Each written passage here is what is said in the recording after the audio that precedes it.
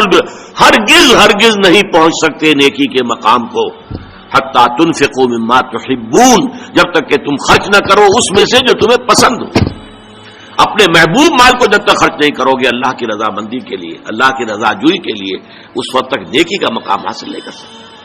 حدیث میں نے آپ کو سنا دی، وہ ہے جو آپس میں ہمدرد ہیں، غم گسار ہیں، ایک دوسرے کا درد بانٹنے والے ہیں، ایک دوسرے کے دکھ کو اپنے دل میں محسوس کرنے والے ہیں۔ میں نے ہمدردی کی وضاحت پچھلی نشست میں کی تھی، ہمدردی، ہم جماعت۔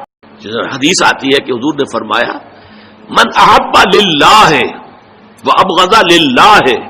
واعطى للہ ومنع للہ فقد استکمل الایمان، جس نے اگر کسی سے محبت کی تو اللہ کے لیے محبت کی،